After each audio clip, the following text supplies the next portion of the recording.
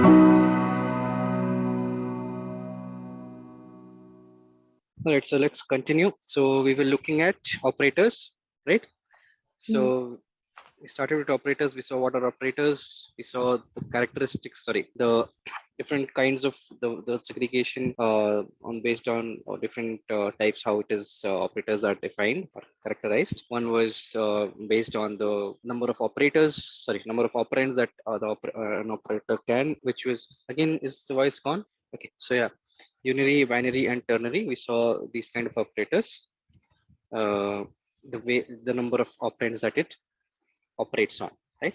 Then we saw based on the operation, the nature of operation that an operator can perform, what is the segregation. So that was basically arithmetic operators we started with, and these are the operators which are used for mathematical operations mostly, right?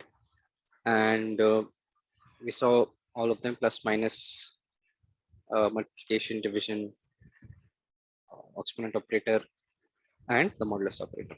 Okay. Then we started with looking into the other kinds of operators. The assignment operator. Okay. We saw assignment operator, and then we saw the compound assignment operators as well. Okay. And we started with the comparison or the relation operators. And then started with logical or Boolean operators, right? So we saw how the Boolean operators work on true or false values. Okay. We have and, or, and, not. Okay. So we'll continue from here. We'll see how this behaves with. Actually, I have a query. Yep. To find quotient value, we use flow division, right? Yes. That's right. So we'll continue with this operators, the logical operators, and we'll see how it behaves with other data types other than Boolean, right? Yep. Sir, can you explain arithmetic operations using the Boolean data type? Hello? Yeah, we'll do that. Yeah. Okay, we can do that. So the question is, can you explain arithmetic operations using Boolean? What is this? Will this work first of all? True. That is 1 plus. Yes. It gives 2. Right. 1 plus 1. Okay, 2. What about this? It's 1. 1. 1 plus 0. 1. Okay. 0. 1 multiplied by 0. Simple, right? Okay. So true is considered as 1, false is considered as 0. That's all. Right? And if we take another some values and store in a particular variable, and how we perform then the operations like true or false Boolean values? Same as you do. Let's say B1 equal to true. Is that what you're saying? No. Some numbers like 10 or 20. Yeah. B1 equal to 200. B2 equals to 30. So what do you want to do with this? To perform the Boolean data types now, like B1 plus B2. So it return the Boolean value. No, it will not return the Boolean value. It will return the arithmetic value, right? I mean the integer value. Sorry. So you are adding 2 integers. You will get an integer back, right? Yes. Okay, fine. Right. But in your assignments, what you are given in assignment, like the questions are perform arithmetic operations on the Boolean data types. So this is what you will do. 100, 100, and 100. We take true plus true or anything. Any arithmetic operation you can perform. Or all of them you perform. Plus, minus, multiplication, division, all of them. Try to perform and see what happens. Okay.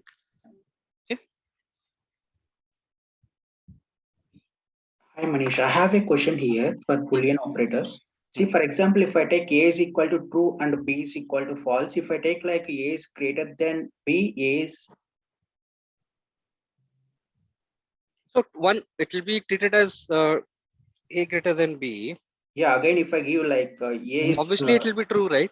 Yeah, Because, A is less than, if I give say in the same cell, A is less than B and A is greater than or equal to B and A is less than or equal to B, only one output it is showing, right? That's what I said. You have to use print. Please use print for all the statements. Okay. In Jupyter Notebook, it will only print the last line, last statement, or last expression. You have to use print for all of them.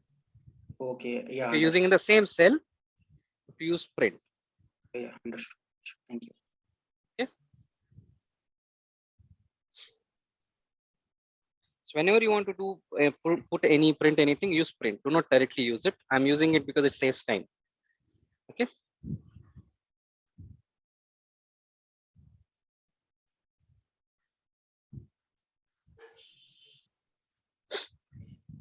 Okay. Any more questions before we start?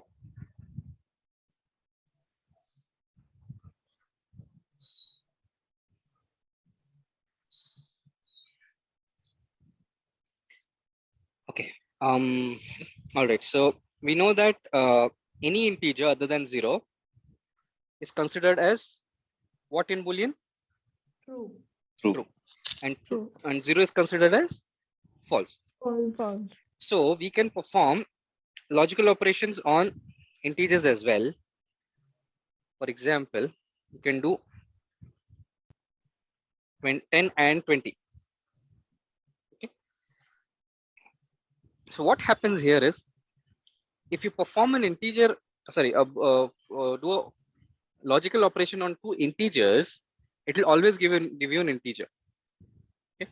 Not always, there is an exception, we'll see that. But if you do 10 and 20, you'll not get true. Okay. If you're expecting here 10 is true, 20 is true. So true and true will be giving you true. No, it will be giving you an integer only because you're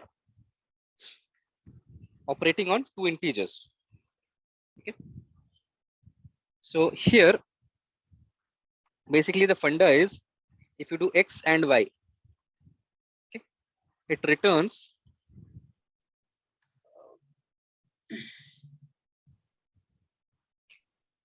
if X is false. Let's write like this. If X is false, it returns X. Okay. If X is true, it returns Y.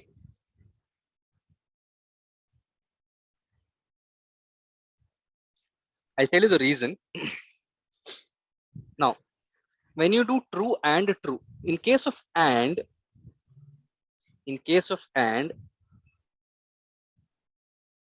when you do 10 and 20, so it does 10.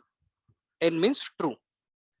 So true with and, are we sure that this expression will give us true or false?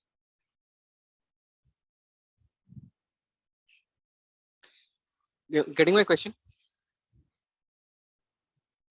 For and operation, to give true, what should be the condition? Both should be true? Yes. Yes, both should be. Both should be true. Now, if you see the first one as true, are you sure, without seeing this, whether this will give us true or false? No. No. No. So when the first one is true, we have to check the second one. Yes or no? Yes. If it is false, first one is false with and, do we need to check this? No. No. If this is false, if one is false, we can directly tell that it is false. The output will be false. Yes or no? Yes. So when the first one in and is a false, it does not even check what is the second operand. In case of and operation, If the first operand is false, there is no need to check whether the second operand is true or false. Python also does the same. It does not check this. It will simply see if it's false and is an AND operation. It returns false by default. Is this clear? Yeah. Now, in case of true, going back, case of true, we have to check whether it is true or false, because it depends on the second operand now. Because first is true, we are not sure. So one of them is true. Second has to be true. So for that, we have to check second. If it is false, then it gives false. Otherwise, it gives true. So the same logic applies here. What is 10? True value. True. So if true is there, and operation is there. So are we sure it is true or false? This operation? No. No. So it goes and checks what is the second operand. What is second operand? 20. Is it true or false? True. True. True. So when Python goes and checks this, it is here. It is checking 20. Yes. So it returns 20. Making sense?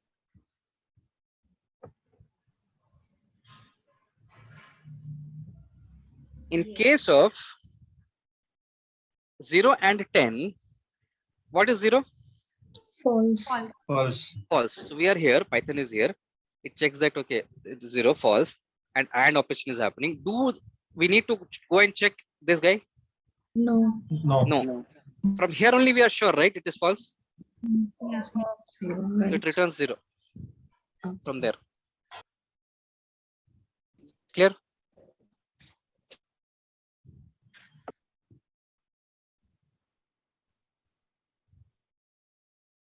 Making sense? Yes.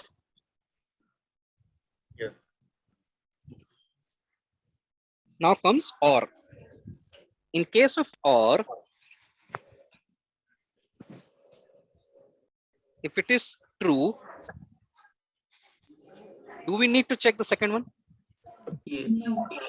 No. True. The first one is true. It will be true 100%. Yes. So in case of OR, if the first operand is true, it will return from there only.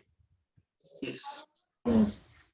If it is false, the first operand is false with OR, do we need to check the second one? Yes. Yes. Yes. So it depends on the second operand, right? Okay. So from here it moves and checks the second operand, what is the value. If it is true, it will return true. If it is false, it returns false. So basically whatever the second operand, it returns that. In case of OR. In case of OR, if first one is false, it has to check the second one. Yes. Yeah. All right. So if I do 10 or 6, what will be the output? 10. Why? Is it true? Because 10 is a true value, na? 10 is a true value. It will not go and check 6. So Python is still at 10, so it returns 10. Right? Yes.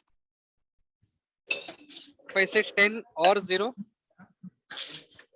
10. So 10. 10. still 10, because 10 is true. It does not matter what is the second operand. It returns from there, so it returns 10. 10. Right? Now I use 0 or 20. 0 plus 20. 20. 20. 20 because 0 is there, it is false. We have an OR operation. We are not sure whether it will be true or false. It depends on the second operand. It goes and checks. It is 20. So it returns 20. So in case of OR operator, X, if X is false, it returns Y. Otherwise, it returns X. Here in case of AND, if X is false, it returns X. And X is true, it returns Y. In case of OR, if X is false, it returns Y. If X is true, returns X. Is the opposite of that. Clear? Yeah. Yes. Any questions, anyone? Now let's see how NOT works with this. So not of 10, what do you think what it might return? Not of 10, it will be 0. Not of 10, 0. False. 0 or false. There are two possibilities, because not of 10 is not of false, and it is an integer, so it should return integer according to the above logic, or false, right? But if you do not, you will not get an integer back. Okay, you'll get a boolean back. Clear?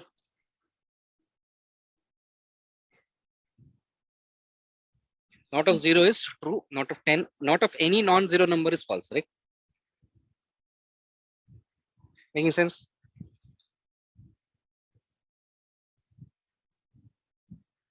Any Can questions you here? explain this? Yep. No. What is 10 in terms of boolean? True. What is not of true? What is not of 0. true? No, what is not of true? False. False. In case of not, even if you're using an integer, it will not return an integer, it will return a boolean. It is little different from or and in case of integers. Okay? Clear? Since if it is a true, it will return false and vice versa, is it?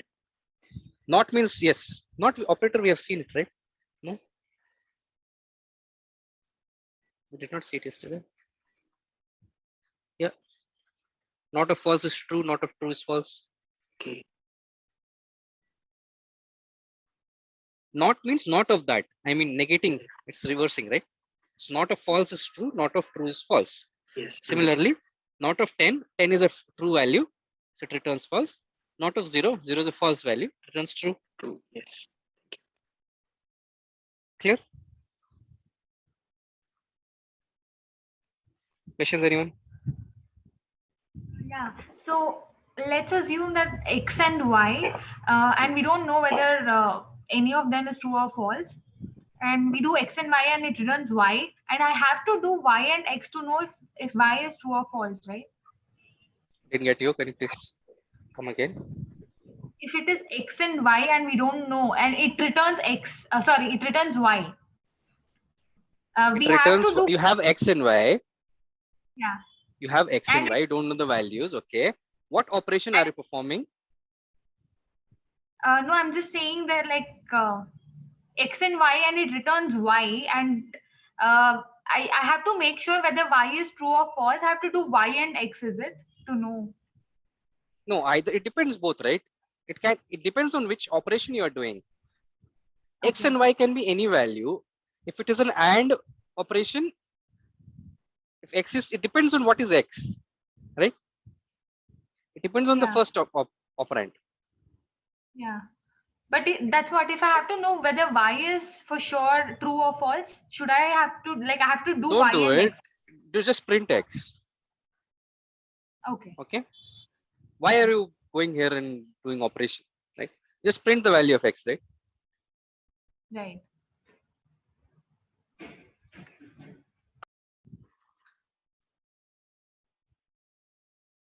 Any more questions, anyone?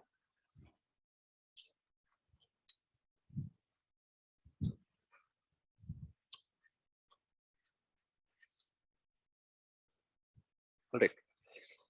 So yeah, let's go to the next one, which is bitwise operators. Okay. So we have bitwise operators. Bitwise operators are, these operators basically operates on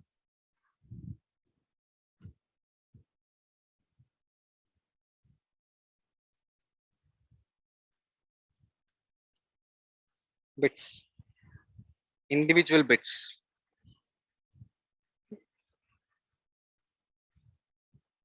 Only 2 bits we have, 0 and 1. So it operates, operand for bitwise operators is bit 0 or 1. Clear? So it means that on which data type bitwise operator should be used?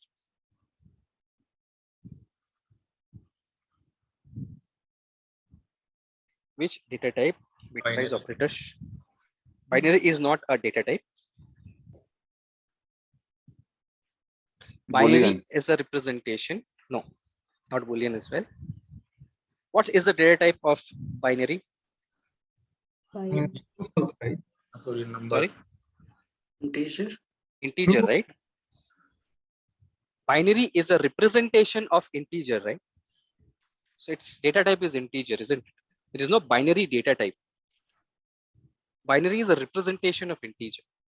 So if somebody asks you what is the data type of binary, it's an integer, right? It's it is a representation of whole numbers in form of base 2 or zeros and ones. So now if bitwise operators operates on individual bits, on which data type it will operate on? Integer in any form. It can be a binary number or it can be a It's a integer. Boolean, right? No, it's not Boolean. Binaries are not Boolean.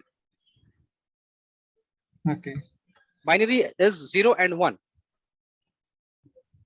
A is 10. We have seen this. If you want to check the binary equivalent of 10, you do a bin of A. This is binary representation, right? OB1010. Yes. It's not Boolean. Boolean is true and false. Getting it? Yeah. Okay. So we can use bitwise operators on binary numbers. Can we use it on integers? I mean, based on numbers? Yeah. Yes, no? Yes, we can. We can, right? Same thing, right? Yes. It's the same thing. So we can use. So when we use these operators on integers, what happens internally is these integers first gets converted into binary. Okay. Is somebody speaking? I'm not sure somebody speaking or that's a noise.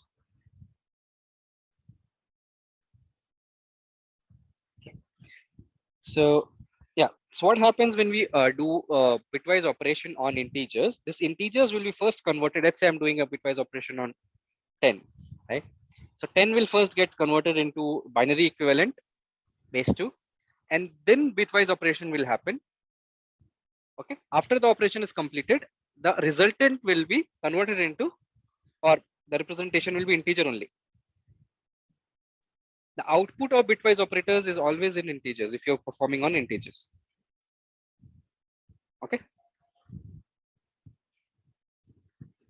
So, Can, yep. can you clarify once again this? What is bitwise operator? Bitwise operator is an operator operates on individual bits. What are bits? Zeros and ones. Where are they used? These are basically nothing but integer representation. Binary is an integer representation. Okay. So I can. So if we have to use the bitwise operators on binary numbers or binary representation of numbers, but we can also use on integers because both are the same thing. The representation are different. So when we use these binary operators on integers, these integers are first bitwise operators on these integers. These integers are first converted into binary so that the bitwise operation can happen. After the operation is completed, we get an answer in bits. That those bits base 2 gets converted into integer decimal 10 representation and the output is shown. Did that make sense? If not yet, I'll take an example. It will be clear. Okay. So let's take an example. Before that, let's see what are the operators that we have in bitwise operators. Okay. It's AND represented by ampersand.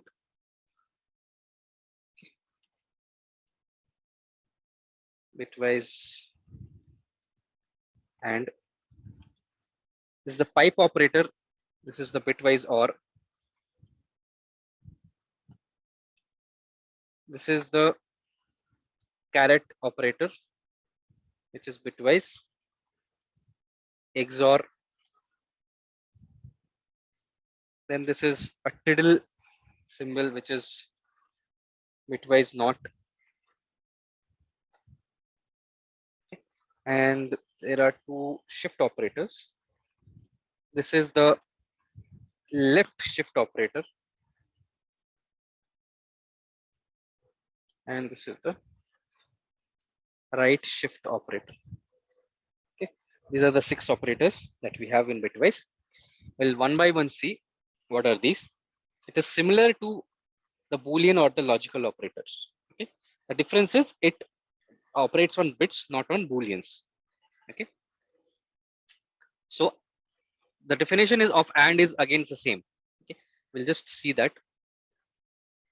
Let's say we are checking for and.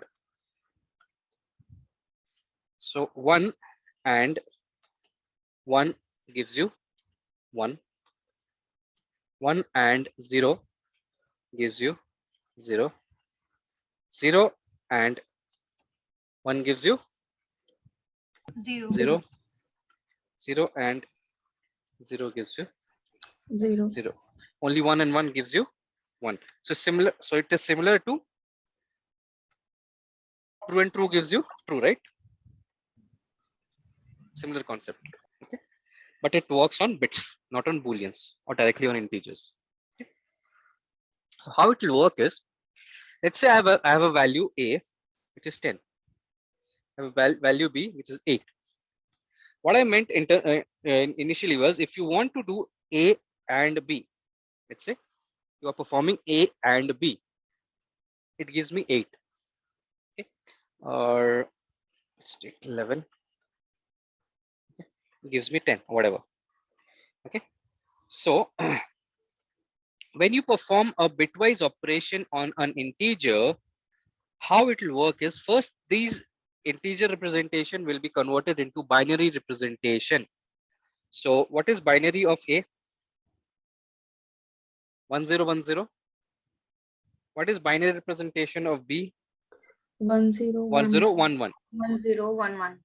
So 1010 1011, and we are performing AND operation, right?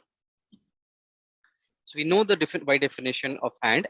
What is 0 and 1? It's 1. 0. First we concentrate on this. 0. 0. 0. 0 and 1 is 0. 0. Dot. What is 1 and 1? 1. 1. 1. What is 0 and 0? 0. Then 1. What is 1 and 1? 1. 1. What is the integer representation of this? 10. 10. 10. So what happens is, when you perform a bitwise operation on two integers, these integers will be first represented or converted into binary. That operation will happen on them. You get a bitwise answer. That answer gets converted into an integer, which you see here. Now it is making sense? Yes.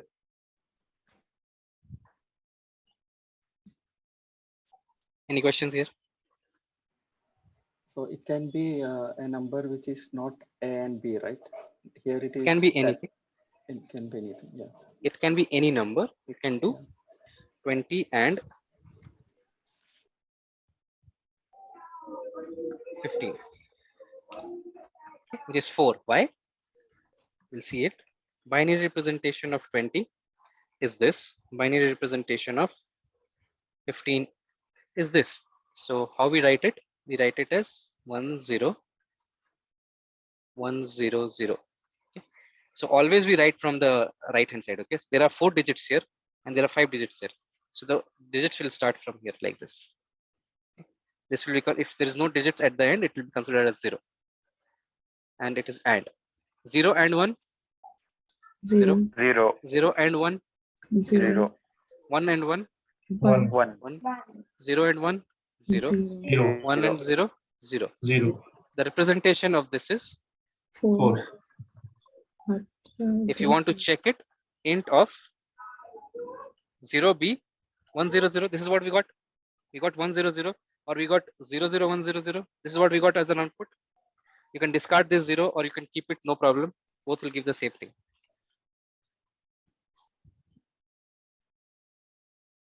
Right? Clear? Yes. Any questions, anyone?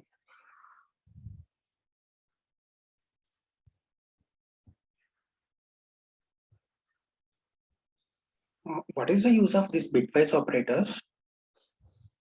If you want to perform, if you're getting a data in some bits, your application is related to something which accepts data in bits, gives data in bits, right?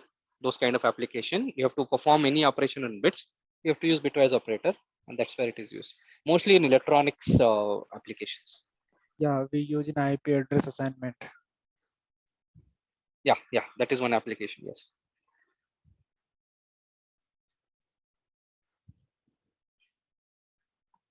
These are not much used, but if it's required, it is required. So you have to use this. Right? But can we represent these bits with by removing 0 and this B? Because in it looks Python, you weird, have to. No, you can't represent. If you remove 0 and B, it is integer 100. So no, by applying some method, just represent. It won't. It will be a string, but can we represent? No. In Python, it has to be 0B to start with. It's not weird. It is telling that it is binary. Yeah. Okay. There's no other representation. If you represent with strings also, it is 100 string, right? Is 100. The value is 100. Here it is a string with these characters. This is not a Boolean, right? Sorry, it's not a binary. Binary has to be represented in Python with 0B at start. Then only Python will understand, okay, this is a binary number. Yeah. Clear? Yes. Similarly, if and is clear, you have or, which is pipe. Sorry.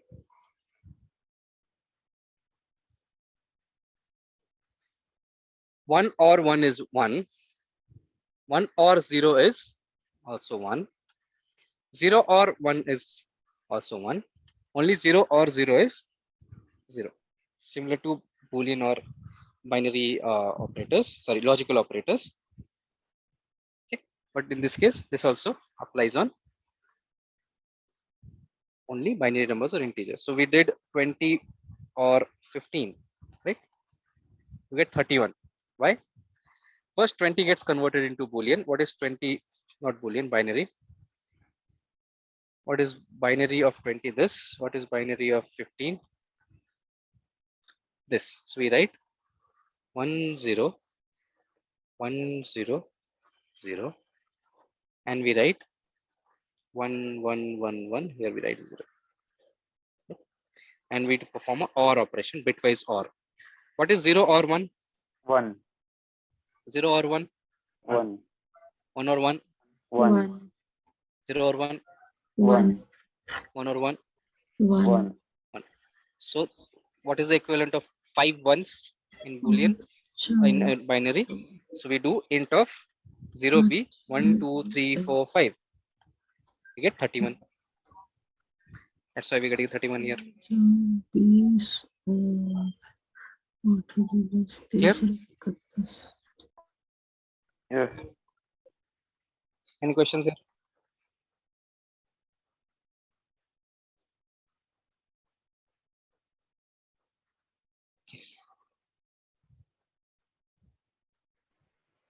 Sir, Yeah. today is my first class. So, any Welcome. assignment given last week? Assignment was given yesterday. Okay. Yeah. Okay. It's based on integers, Boolean, and data types, complex and float. Very simple assignment. Okay.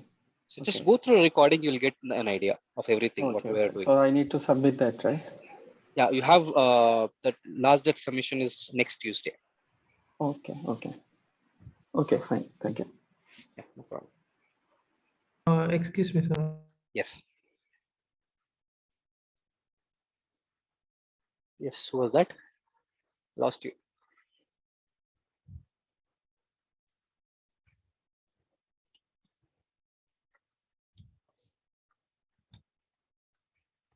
Hello. Yep. Yeah, so this finding the binary value, will we have to do if we don't, have the facility to print it out, or we just have a pen and paper? You do bin a bin of any number, you get the binary equivalent. Manually, no need to. Okay. That's what I'm doing here, right? I'm doing a bin of number and I'm getting a binary equivalent of it, right? Yeah. If I give a float number to bin, it will work or not? Do you have a binary equivalent of a float number? Binary is what? Is it a data type? It's an integer. Binary is an integer, right? It's just a representation of an integer. So binary only will work with integers. Integer. Okay. Fine.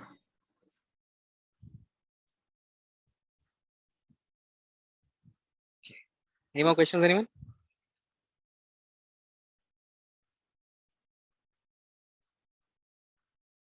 Right. We'll see XOR. What XOR does is, if both the bits are same, if both the bits are same, it will give you 0. If both are different, it will give you 1. Clear? Here both are 1, both are same, it gives you 0. Both are same, 0, it gives you 0. If both are different, it gives you 1. Clear? So again, we have let's say 20 and 15. 20 XOR 15, we get 27. How? So again, let's do 20 is binary is here, 15 binary is here. We do 1 0 1 0 0, and we do 1 1 1 1 and 0. Do a XOR. Different bits, we get 1. 1. Different bits, we get 1. same bits, 0. 0. Different bits, 1. 1. Different bits, 1. 1. 1 1 0 1 1. Right? Right. So 1 1 0 1 1. What is integer of 0b 1 1 0 1 1? It's 27. Clear?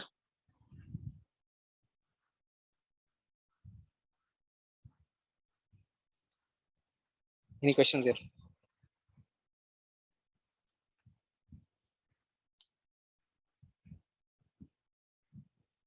No.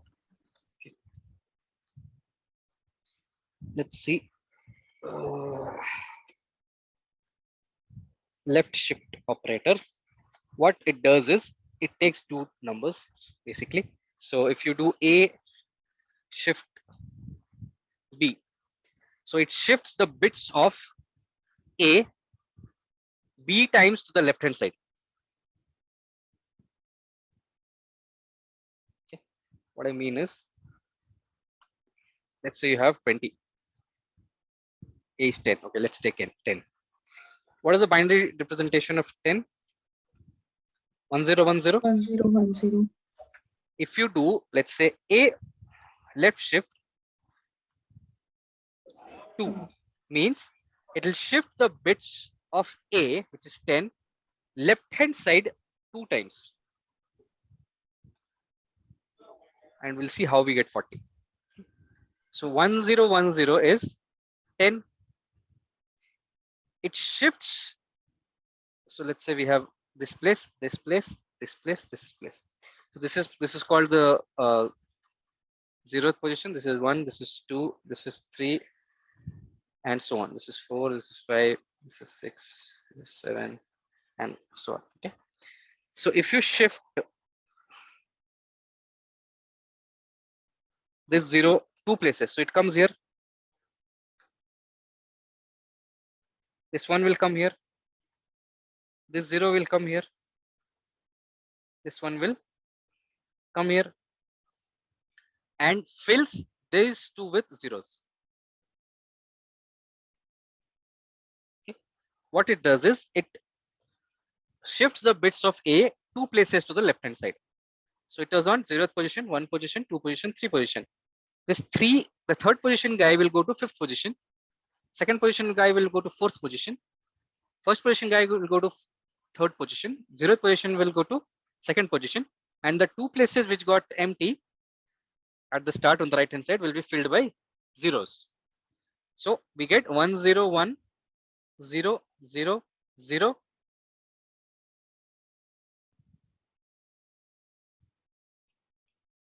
One zero one zero zero zero. Sorry. Oh, sorry. Is 40 clear? Yes. Any questions here?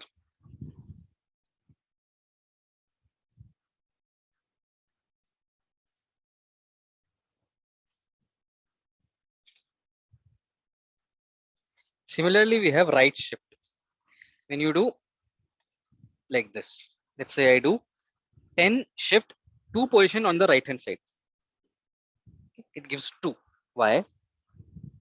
So again, we have 1 0 1 0, which is 10. So 0th position, 1 position, 2 position, 3 position, and so on. And we have like this, let's say.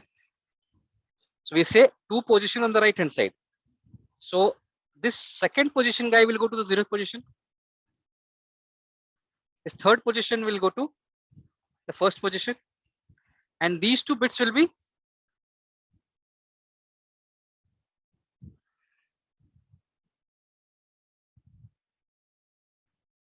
discarded because there is nothing beyond 0th position, right? It will go. So we are left with 1 0.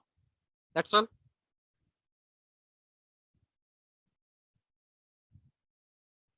Integer of OB10 is 2. Here.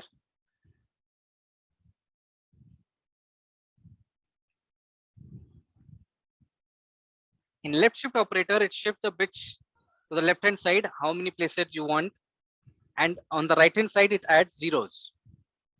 Right shift operator, it shifts the bits of your integer of your binary value to the right hand side. Those many places you are asking for it.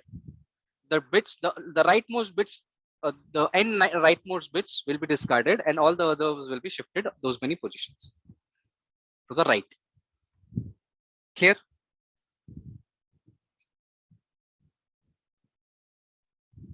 Any questions? So please take one more example for this right shift. Sure.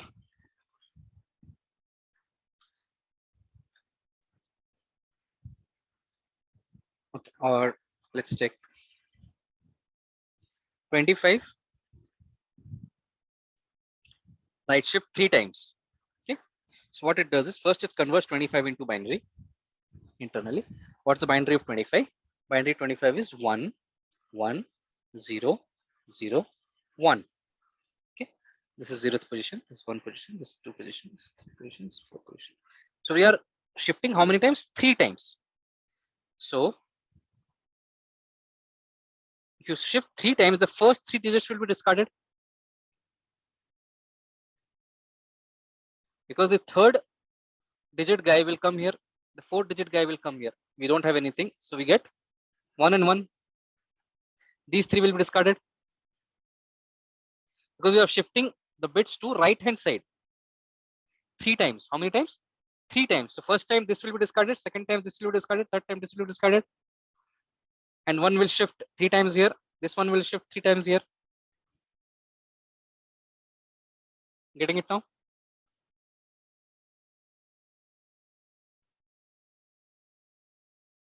So you get 1 and 1, which is integer of 1 1 is 3. Just shifting the bits. That's all. And right side the bits get discarded. Left side it does not get discarded. It keeps on increasing. Is it now clear? No? Yes? Not getting? Yes, clear. Yes, sir, clear. Okay. Any questions, anyone? Before we move, we are done with bitwise. What about not operator? Oh yeah, sorry. Not operator. So we have a equal to 10, I guess. Okay. So this will be behaving a little weird. not of A. Okay, it gives -11. So by definition, not inverts all the bits. Okay, but the way it is stored in Python, it's a different way. Okay, by definition, this would have inverted it like this. If you have 1010, which is 10, it would have made 0 to 1, 1 to 0, 0 to 1, 1 to 0. This is 101, which is actually 5. But it's not happening. In Python, when you do a not of any number, not of x is basically equal to minus of x plus 1.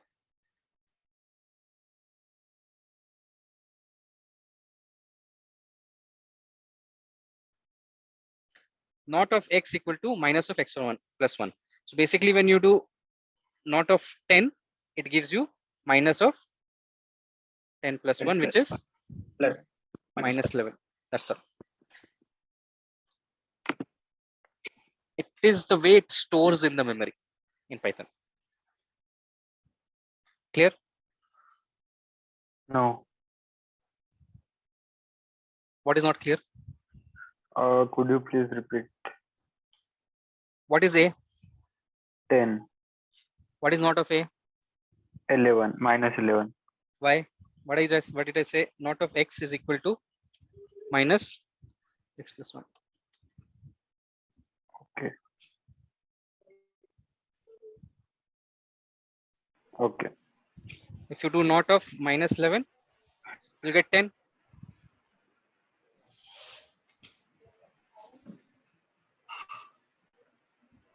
So this is the way. How this is bit operator, because It is not. That's what I'm saying. It should have inverted the digits, right? But the way it is done in Python is little different. It is not inverting the digits. It's storing in this format, minus x plus 1. Yeah. Okay. Thank you.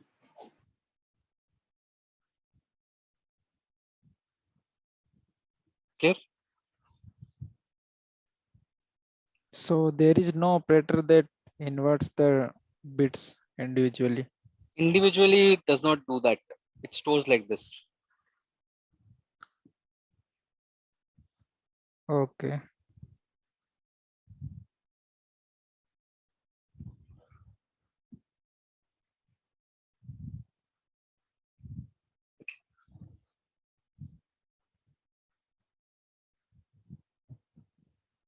Why is it so? Is there any particular reason?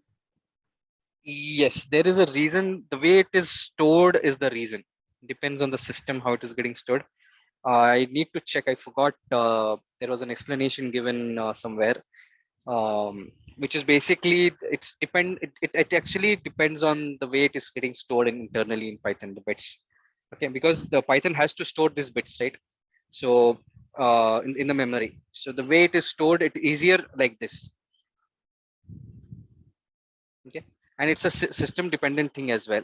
In most of the systems, this is the behavior. In 64-bit system, this is the behavior.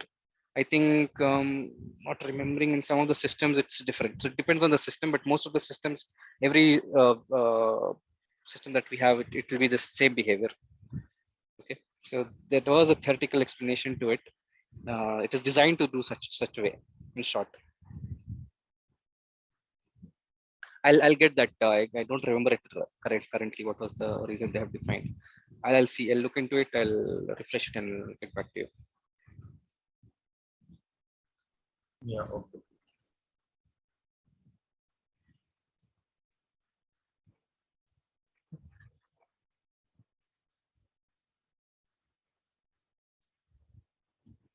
More questions, anyone?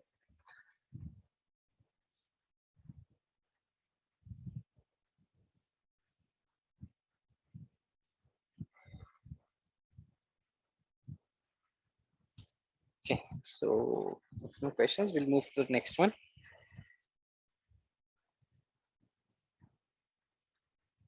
Membership operator. A membership operator, as the name suggests, is useful to basically check if any item if any value is a member of any object.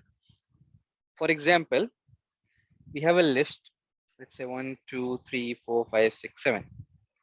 Okay, and we need to check if if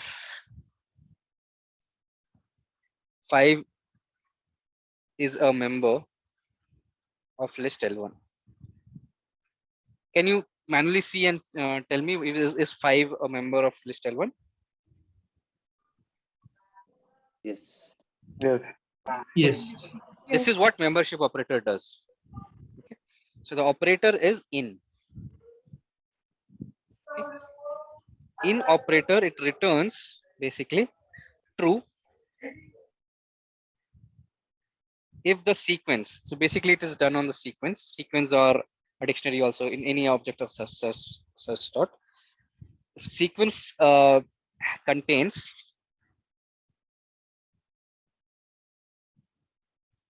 the specified value.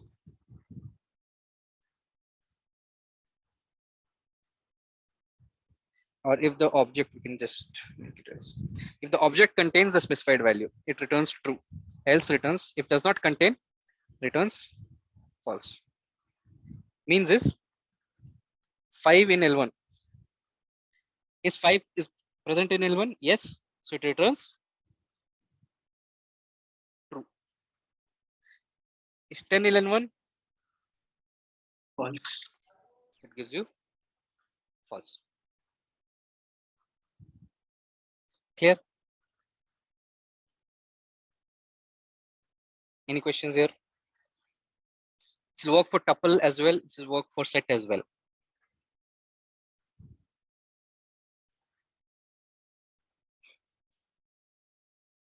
How do we write this with print function? You just write wrap it and print. That's all. I'll show you. So you do printf. It's 10 in S1. True. Okay. So basically, we write if condition and all those things. We'll see that when we see if condition. We'll see how we use basically this operator. But it checks the membership of that value if it is there an item or an element of a object. Okay. Clear? Yes. And there's something called not in as well. It is reverse of in. Okay. So it returns true if the object does not contain the specified value. If it contains, it returns false. So 10 not in S1. True. No. 10 is present in S1, right? So it will give you false. The reverse of that, right? So you give 300 not in S1. So if read it like English. 300 not in S1. 300 not in S1. It's true, right? Answer is false. Because 300 not in S1. So it checks 300 is not in S1. That's a correct statement. Right? Assume that this to be a statement made by someone. 300 not in S1. Question. Yeah, yes or no question, right? So is 300 not in S1? So yes, that's correct. So it gives true. It says 10 not in S1. No, 10 is there in S1. So this statement is not correct. Means gives you false. Making sense? So Norton is also a membership operator. Yes, both are membership operators. Not in is just reverse of in. That's all.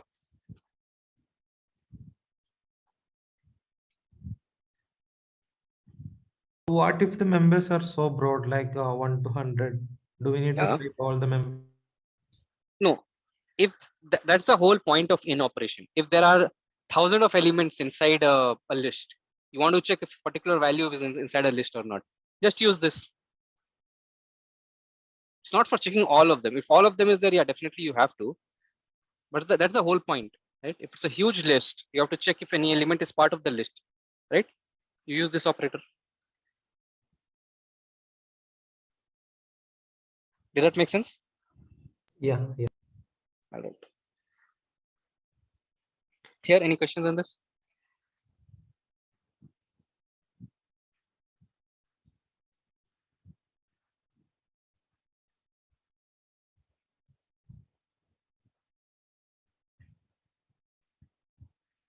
Okay. No question. There's something called identity operator.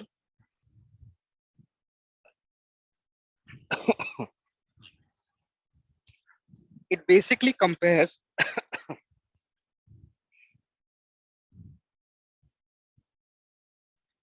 just give me a sec.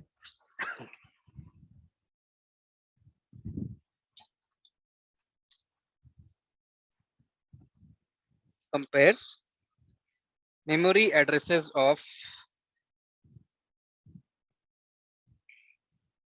two objects, is and not is.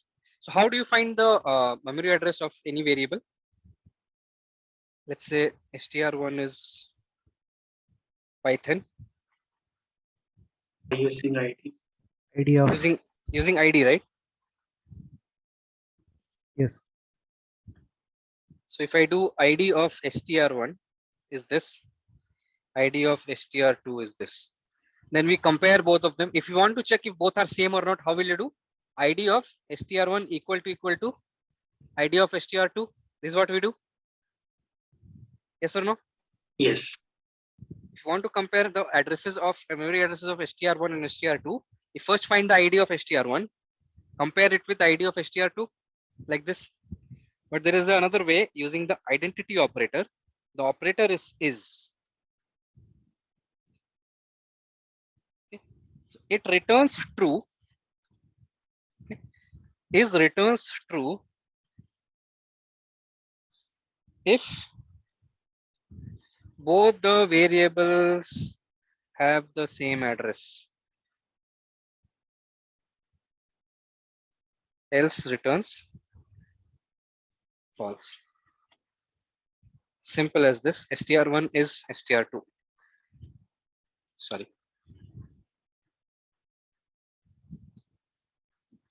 Is the address of str1 and str2 same? No. Just do str1 is str2. We'll get it. Straightforward. Okay. Now let's say you have a equal to 10, b equal to 10. What will be the output? It's true. True. True. Yes. X equal to 1000, y equal to 1000. X is y. False. False because the IDs are different. Here. Yes.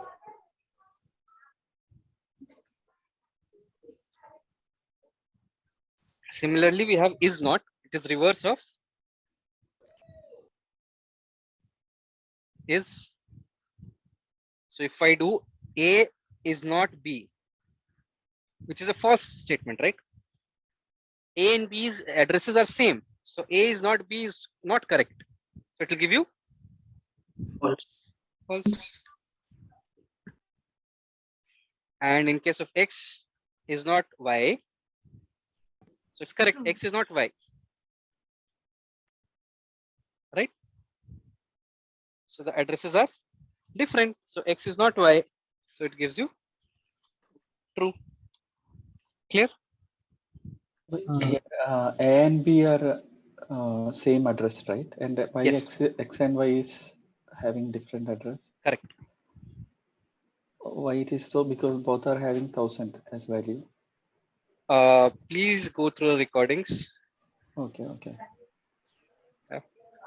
Okay. Your first class, right, Nazib? Pardon me? Your first class, right? Yes, yeah. Yeah. So we Okay. have explained it already. So you need to go through the recordings to understand this, why it is happening. Okay. Just go through it. If you still have doubts, you can ask me. Okay. Yeah. So basically, this is operator is for checking the address, right?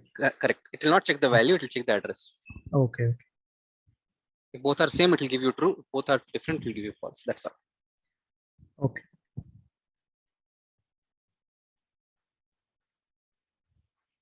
Okay. Any more questions, anyone?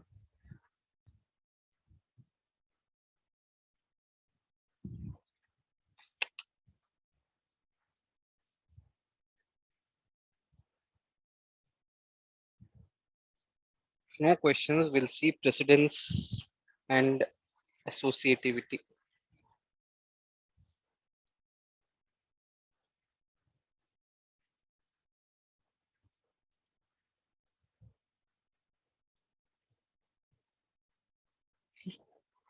What do you mean by precedence?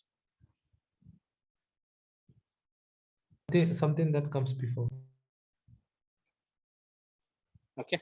Basically, defining the priority of operators.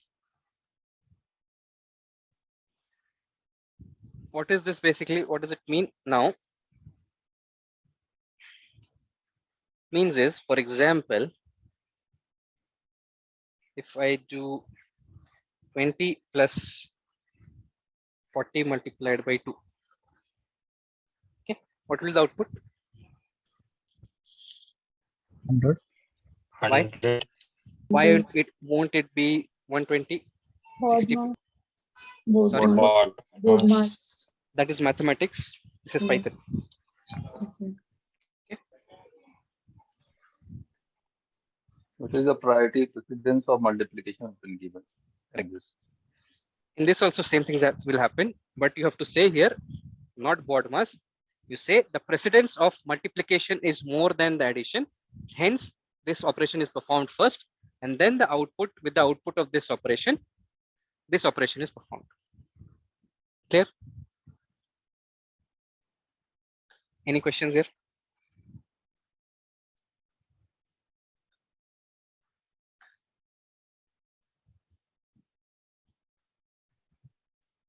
Now what will be the output? 60, 120. Why? Brackets. So precedence according to Are you sure brackets have more precedence? board mass. Again, Yes. board mass will work here, but should not say. Okay? Because this is Python. This is not math. But it will work as the same now, like board mass. We follow the board mass rule there, and we'll follow here precedence rule, right? Okay, board mass applies on what? Arithmetic operation. What about and, or, greater than, less than? What will you do with that? Will you apply, what will you apply board mass there? Will it work? No, it will not. Yeah, right? Yeah. So that's why I'm saying, don't say board mass here, stick to the precedence. Okay. So let's say 10 and 20 or 100. So if, let's say, for example, let's assume that this operation, let's say AND operation happens first. Okay, let's assume that. So if AND operation will happen first, so this will give you 20. Yes, 20. 20 or, okay, no, let's not remove it. So it will give us 20 or 100, 100. which gives you 20. 20. Let's say now OR was performed first, right? So if OR was performed first, so this will give you 20. Yes. And sorry, this gives you 10 and this also gives you 20 actually. So, doesn't matter here. Let me see an example wherein, okay, now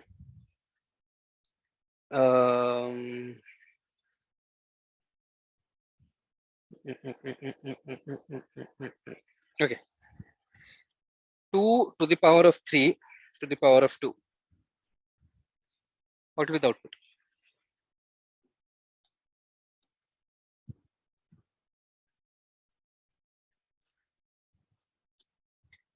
which one will perform first? This one or this one? Because this for this output will change. Let's assume that this will perform first, or let's take left to right. This one is performed first. So 2 to the power of 3 is what? 8 8 to the power of 2 is what? was the right answer. 64. Now assume that this guy has performed first. Okay. So 2 to the power of 2 to the power of 3 is, sorry, 3 to the power of 2 is 9. 9 2 to the power 9 is 5 and 2. 5 and 2. But we are getting 5 and 2. Why?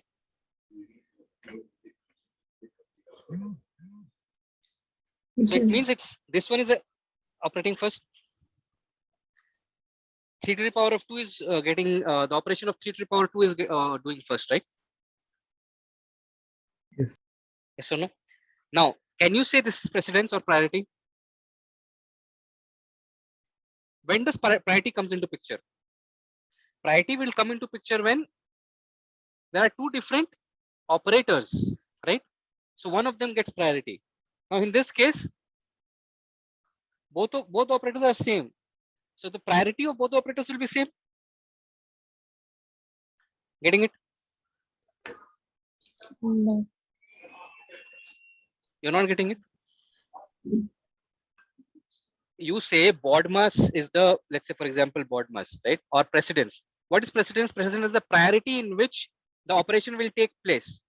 Here, multiplication has the most priority. So multiplication operation happens first. Then the addition happens. Yes. Right? Yes. Priority of, let's say this guy is something. I don't care about it at the moment. But both are same operators, right? How will you decide which will happen first, this or this? Because precedence of this will be same. Both are same operators. There's no differentiation of precedence here, right? Yes. You will compare two different operators in terms of precedence. But if the same operator is there, how will you compare? Both are same. The precedence will be same. You getting the point now? Still not getting. Yes, there must be then rule which comes last, then that will be considered first. No, yeah, you're right. There should be another rule. But is this clear that if we have the same operator which will take effect, you cannot decide using precedence, right? Can you? Yes, that is clear.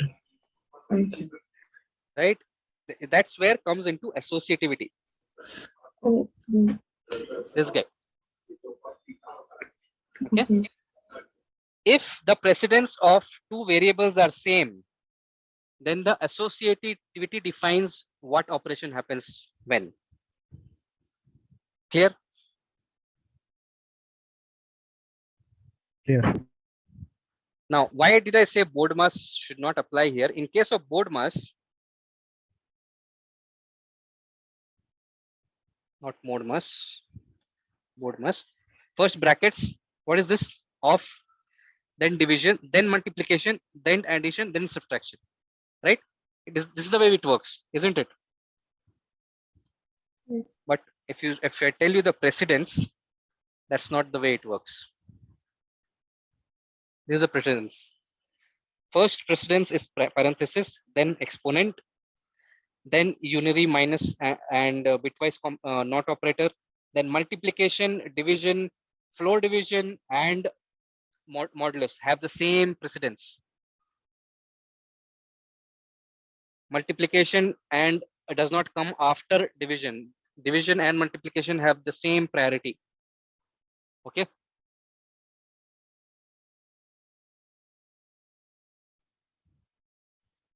Addition, subtraction have the same precedence.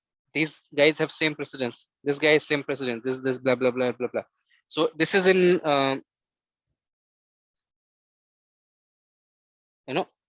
descending order of precedence. Okay. This is the highest precedence guy. Parenthesis. You put parenthesis, that will be evaluated first, and then rest of them. Okay.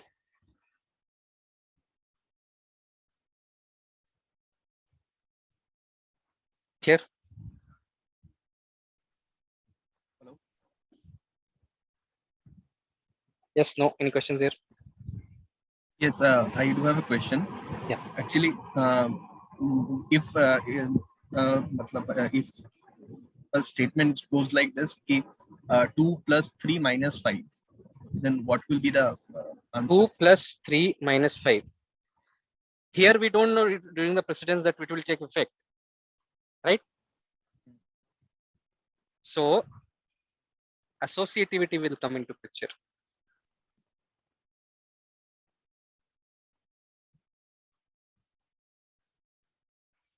This is associativity. Associativity will define whether the operation will happen right to left or left to right. Clear?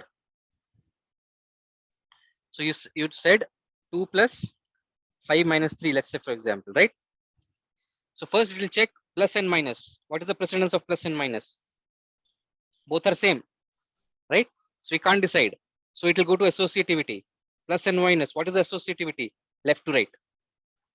So it will do this first. It will be converted into like this first. 7 minus 3, which gives you 4. Sorry.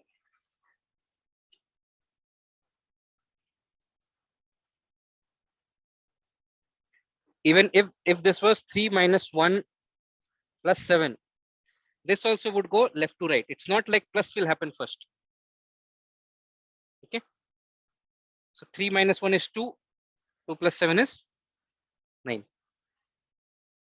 Associativity decides right to left or left to right the operation has to perform if the precedence of the operators are same. So let's go back to the example which we took here when we said this guy. Why it is happening? First this, because the associativity is right to left, not left to right. Right to left means this operation will happen first. The right side operation will happen first, then it will go towards the left side. Clear? Clear. In this case, we will have to first forget mathematics, because a to the power m to the power n is a to the power m into n, but it is not happening here. So mathematics rule you will have to forget. Repeat, please. A to the power M to the power n. Suppose a to the power m raised to the power n, that is equal to a to the power m into n. But this is what I'm not writing like this. It is a to the power m. Okay. Yeah, you're right. Got it. So don't have to. That's why I said don't relate it to mathematics here. That's why I said don't do PODMAS.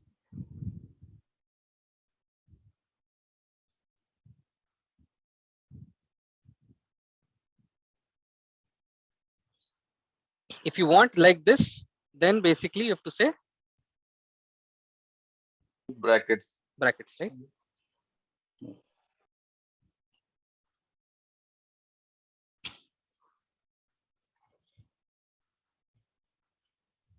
Clear?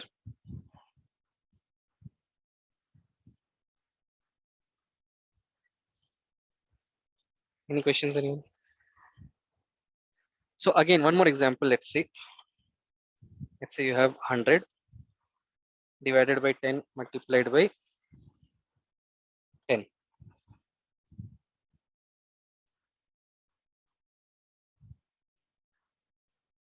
So both division and multiplication have same precedence. If you see here. Now, if same precedence, you go to associativity. Associativity is left to right.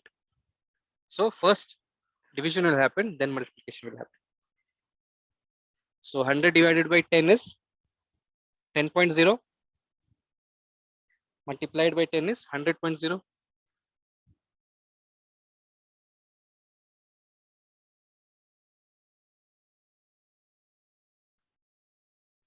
Or 100 multiplied by 10 divided by 10.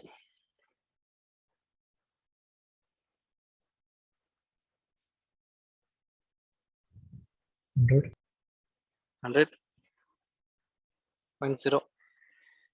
So basically, just don't get complicated. Just use which is the what is the precedence. If both are same, precedence is same. What is the associativity? Left to right or right to left? That's all. Pretty simple. Any questions here? Any questions? Yeah, while performing mathematical operations, this will give wrong outputs, right? It will not. What you want as an output, the way you have to write Python program. Okay. Okay. You have to understand what you need. Accordingly, you have to understand how to write in Python and then write. Okay. All right. I assume no questions.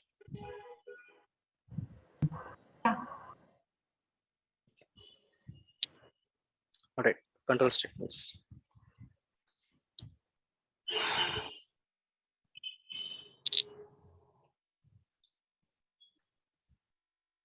So please remind me at 9. I go with the flow. I forget if somebody remembers. If I remember, definitely I'll take a break. Otherwise, please someone remind.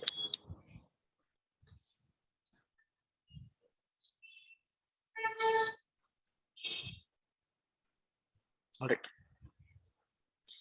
So by the name suggests what are we looking at? Control statements. For loop, while, if. What does it do? What do they do? Sorry.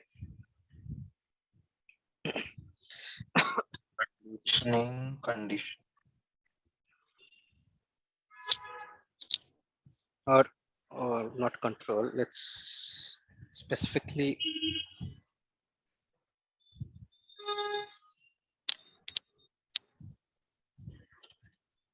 conditional statements.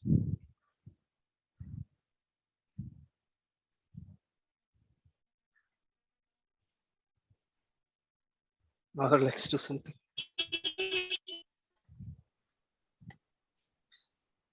So when I say conditional, means it has some condition. How to write conditions?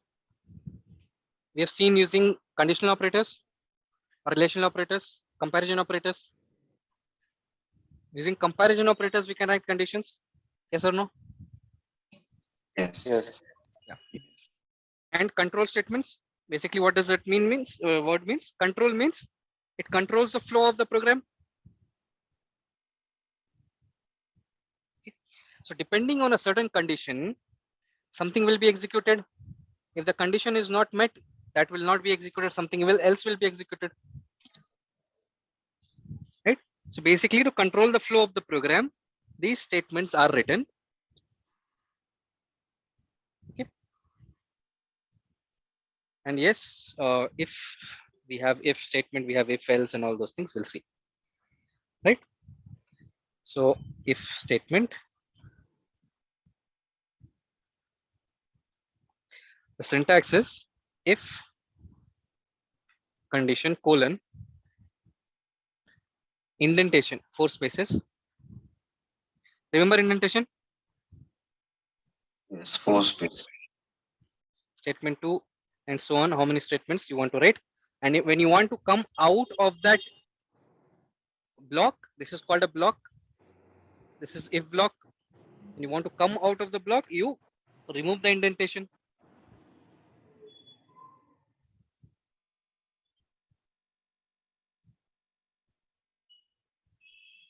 This is a syntax. Okay. Let's say, for example, we have num equal to 150. Okay. Number is 150. If num is greater than 100, colon is mandatory. Okay. If condition colon, next line with 4 spaces. Okay, or Jupyter Notebook gives you 4 spaces automatically as indentation. It understands you have written if statement, it has to have a block, right? So you can write print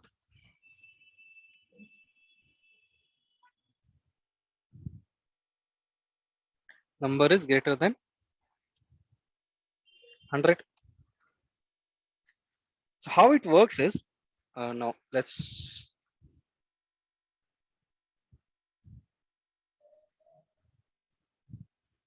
say done, and we write here say hello. So I've just written these line of codes to understand the flow.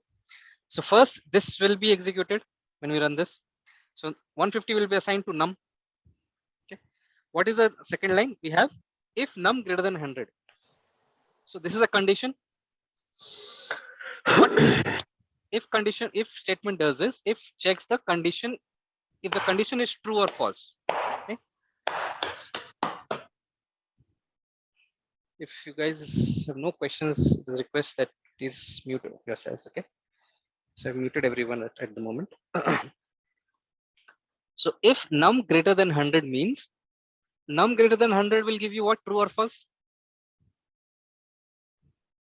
True. True. So it results to if true. If true means if whatever the condition is true, whatever is written inside this block will be executed. The flow will be like, if this is true, it will go inside the if block and run all the statements which are written in the if block. So this becomes, it is true. So it will print number is greater than 100. Then it will print done. Then the control will go out of the if block and prints whatever is there, or whatever the program is written, it will execute that. So it is print hello. So it will print hello as well. Clear? So Python checks if the condition is true. And if the condition is true, the statements inside the if block is executed. If the statements is, if the condition is false, it will not go inside the if block. For example, same code, I write, let's say 50. In this case, num greater than 100, basically 50 greater than 100, if it is true or false? False. So when this condition is false, it will not go inside this block. So this if block is still here. It will not go here. Will hello be printed? Yes. Why? Because it will come out of the loop, outside of this. It is out of the if block. If block. So it checks this condition is false, so it will not go inside, but it will go to the next line, which is print. So hello will be printed. Clear?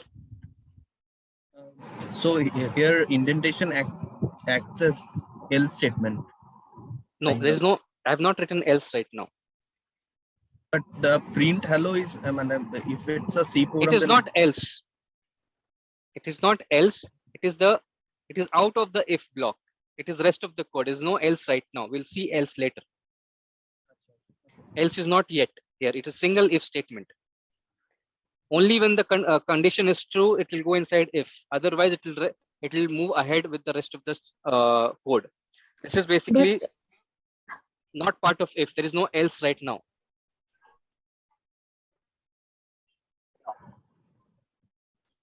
Yeah, go ahead. Rather than print hello, can't we write simple words so that it can come out of the loop? It's like it is mandatory that it will. Okay. It's not loop. If it's a statement, it's not a loop. But to come out from that block, we need to print something. That No. is compulsory. If No. it is No. Okay. Just for showing you that it is the way it is working. Okay. This is not compulsory. What my question is, okay. It's not compulsory. If it is false, nothing will be printed, right? Because after this, there's nothing. Okay. But it will work, no? Obviously, this program has worked. Right. Okay. But since there's nothing to be, because it is false, these two are not printed. Okay.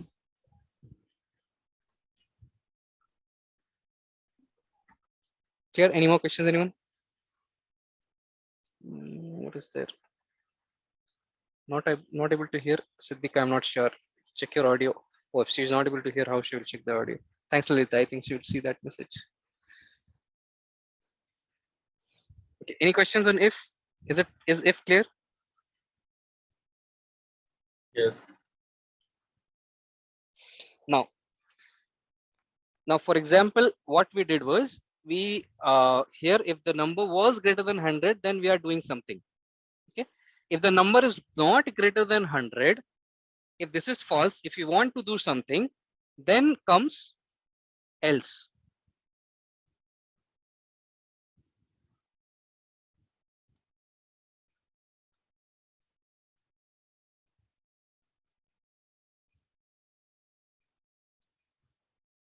Isn't it? Now what is happening here is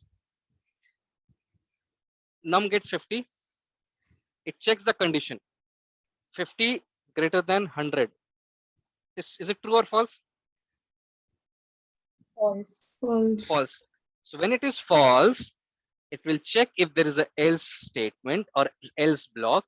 If yes, it will go inside it and do whatever is there in the else block. Okay. If the condition is true, it will execute whatever is there in the if block, else will not be executed.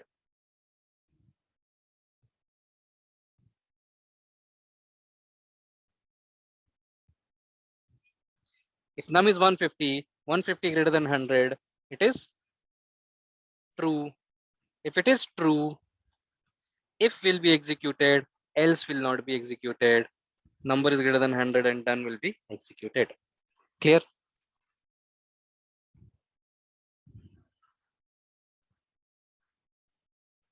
Else is not mandatory.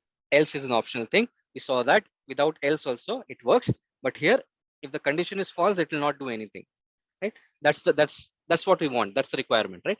But let's say if you want to do something, if it is false as well, we can use else in that case. Clear? Sir, but what is the use of else?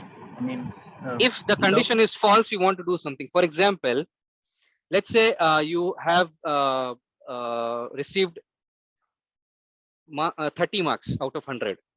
Okay. So let's say let's take it broader. Let's say all the students, what my work is, if somebody has got more than 40 marks, I have to make their grades as pass. Okay. So if marks is greater than or equal to 40, grade is pass. Else, if it is less, grade is fail. This I can do without else statement also. How? There is no else. How will you do it? I will write grade equal to pass, fail from the very beginning. What you will do? In the third line. Okay. The way you have done it before is grade equal to fail. Okay. Okay. So basically, let's take an example. Let's say marks is 90. Okay. What will be the grade? Logically, what should be the grade? I think output will be both pass and failed. It can't be both. It will overwrite. Please don't forget the basics. It will overwrite, right? You getting what is the flaw with this? We do not have any else statement. So what it does, it checks that 90 marks is 90, marks is greater than or equal to 40. It grade assigns to pass is assigned to grade. And then if you write like this, so whatever it is, it will be overwritten to fail. So all the students, irrespective of their marks, are fail. This is wrong. You have to write an else.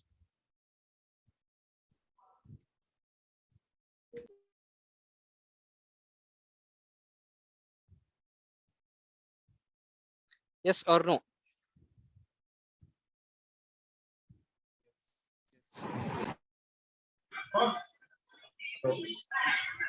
Did you get it? Can you explain this again? If marks is greater than or equal to 40, if marks is greater than or equal to 40, I want to make the grade as pass. If it is less, if not, I want to make the grade as fail. So yes, if marks is greater than equal to 40, grade equal to pass, else grade equal to fails, because it will go to else only when this is false. And if it is true, it will only execute this line, not the else part. yeah, that is right. But line number 8, why it is Obviously, why it not? Why will it not? Tell me how the execution works. You tell me what this first line will do. Marks equal to 90 will what it will do? It will assign 90 to marks. Yes or no? Yeah. Okay. If marks greater than equal to 40, is it true or false? Yes, it is true. It is true. So it will go inside. Yes. Yes. Grade will assign to pass. Yeah. Yes. Next line, which line will be executed next? This line. It is continuation of the program, right? Why it will skip grade equal to yes. fail? Yeah, understood. So grade So equal to until fail, it overwrites it. Yes. Hello. Yeah. Hello. Yes, please. Yeah, sir. What if we start grade equals to fail and then we write the if statement? So you are explicitly making everybody fail at start. Only when the grade is greater than 40, you are making it pass. That works. That's fine. That's okay. That's why I said else is not mandatory. But you have to logically control, right? To write a program in such a way that it is not logically wrong. This program is logically wrong. My requirement was something else. My requirement was if somebody passes, somebody gets 40 or more, the grade has to be passed for that person. Only when the grade, the marks is less than 40, the grade has to be fail. In this case, everybody is fail. So else is used for executing something when this condition is false. Else block is used for executing some block of code when the condition of if is false. Clear? Hello. Yes. Yeah, Manish, can you please do that? The guy just now asked ना अगर हम grade fail को पहले रख लेते हैं तो Why are you will it guys work or not? complicating things? I don't understand. This will work.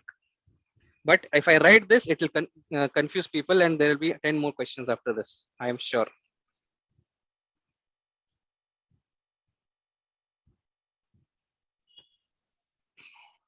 Here, what is happening?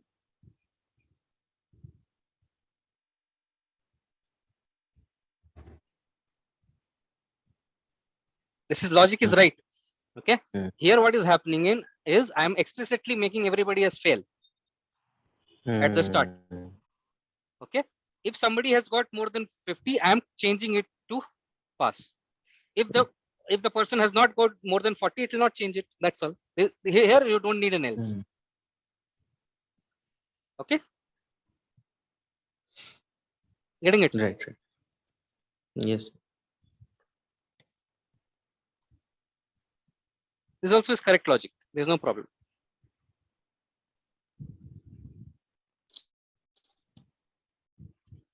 Is the use of else clear? Why do we need else? Yes. Yes. Any questions on any point here? Either this or anything.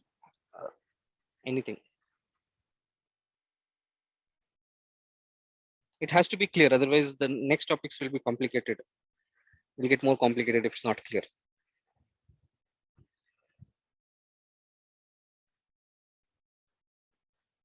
It's clear. All right.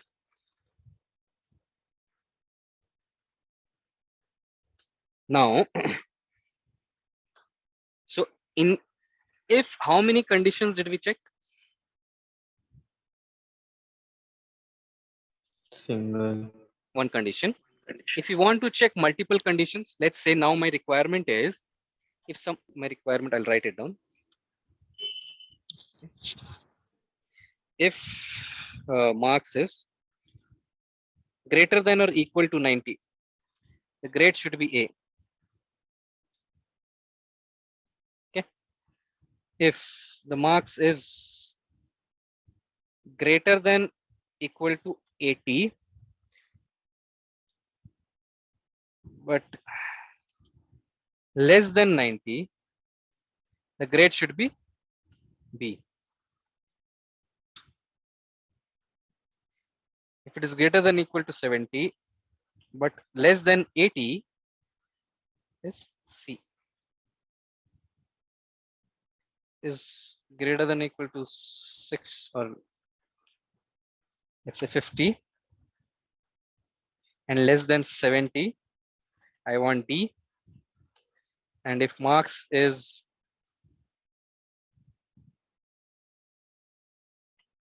less than 50, F. This is my requirement. In these scenarios, a single if will not work. Will it work? No. All right, because there are segregations, right? We have to write multiple conditions and every block will be separate, has to be separate. So in these kind of scenarios, we use if, sorry, elif basically, along with if. Okay. So write multiple conditions. Let's say, for example, if marks is greater than equal to 90, colon, grade is A. L if marks is greater than equal to 80 and marks is less than 90, grade will be B. L if marks is greater than equal to 70 and marks is less than 80, grade is C. L if marks is greater than equal to 50 and marks is less than 70, grade is D. Do we need to write more elif? No, we can write else. No. Simply write else because all the other conditions are there, or only one condition is left, which is if it is less than 50. So we can simply write it in else. Grade is F. Remember, we can take input from the user. It's using input function. Using input function. Let's use it. Let's use it. Let's say marks equal to, sorry, marks equal to input. Enter your marks.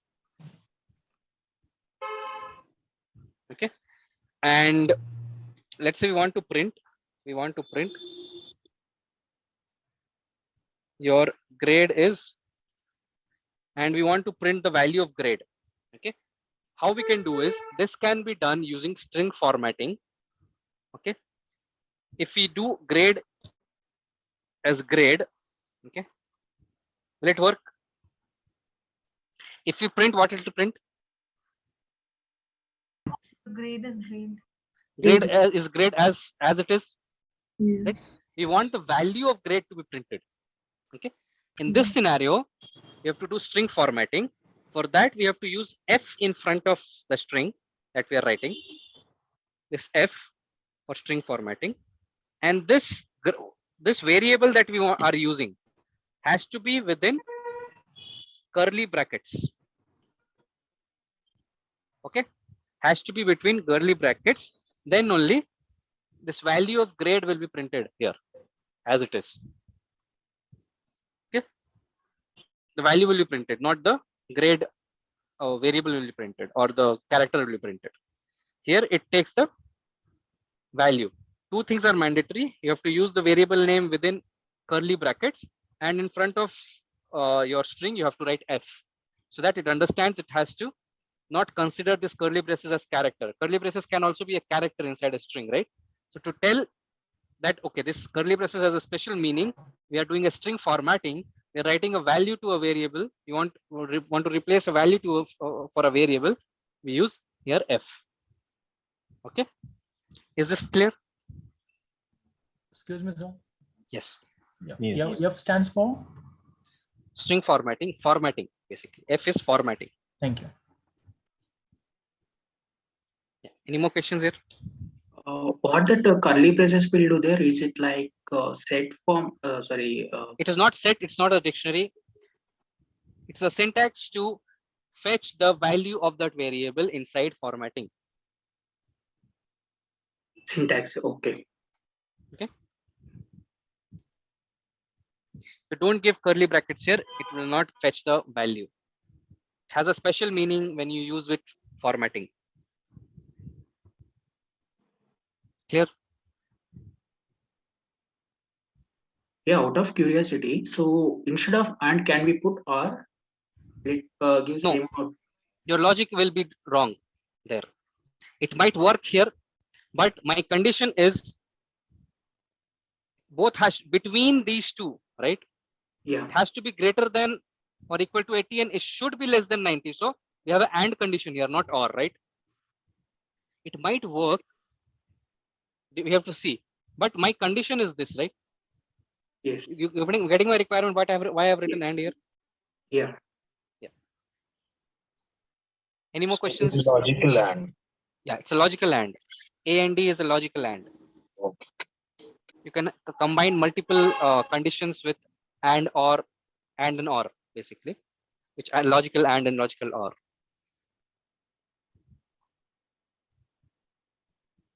So yep.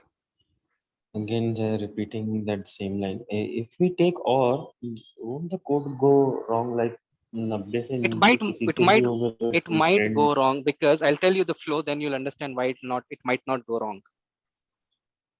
I don't think and is required here. And marks less It than. might not be required here as well, but I'm making sure. Why it is not required? Because the flow goes like that.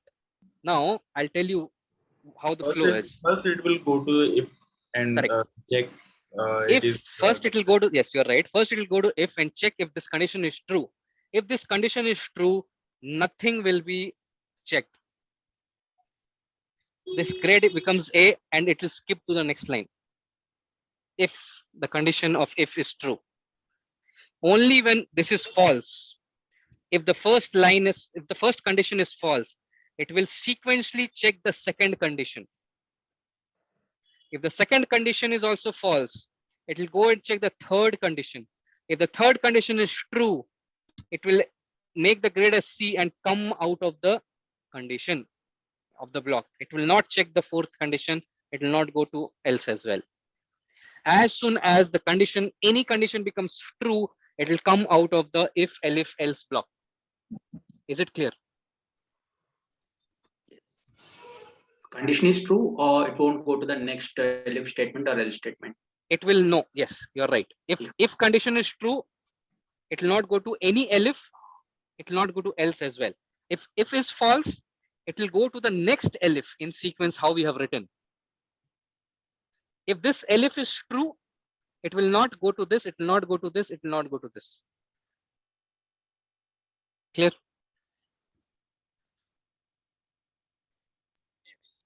Okay. So please yeah. explain the last printf statement. Printf. I just explained that this is called string formatting. Okay, let me do one thing.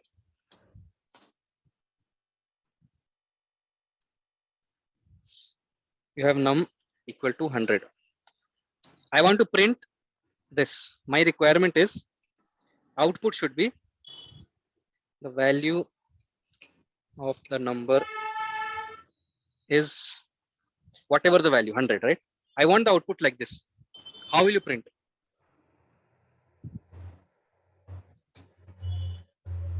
Can you do this? The value of number is 100. Obviously you can do this, so it will print the same thing. But what if the number is changing every time? You can't write 100 hard coding, right? I want whatever the value of num should be printed here is my requirement. So for that, we do like this. And if we don't put f, it will not work again. So we have to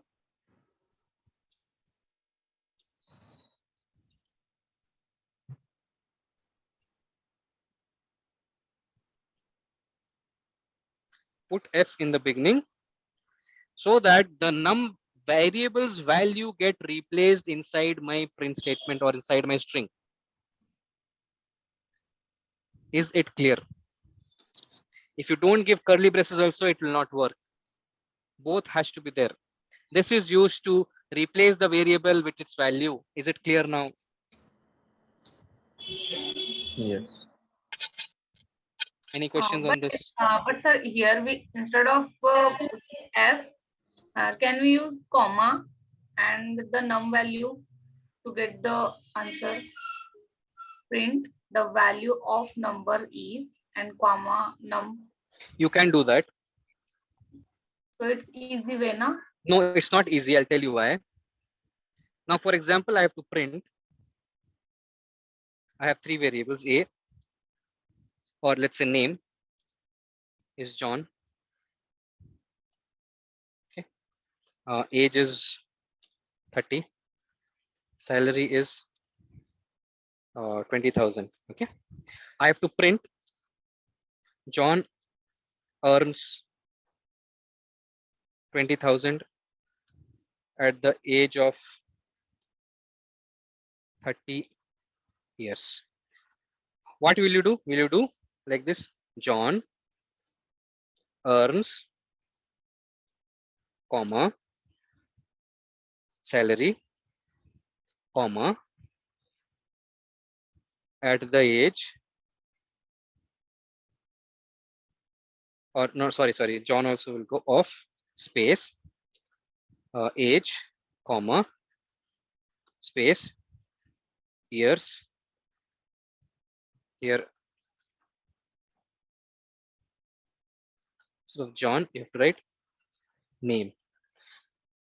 Is it now easy? Is it easy? Or this is easy?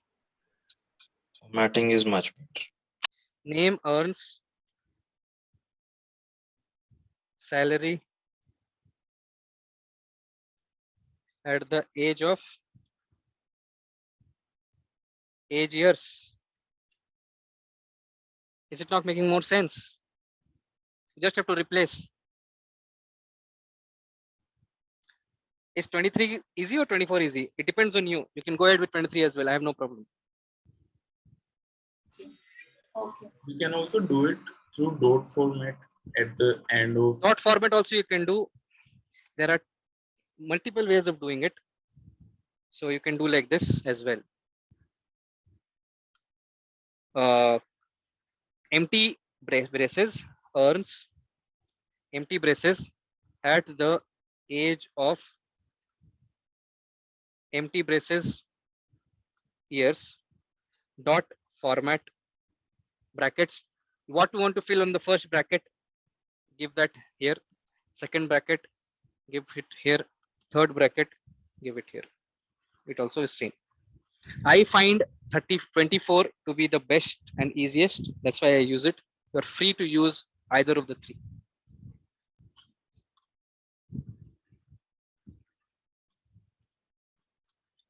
Any questions here?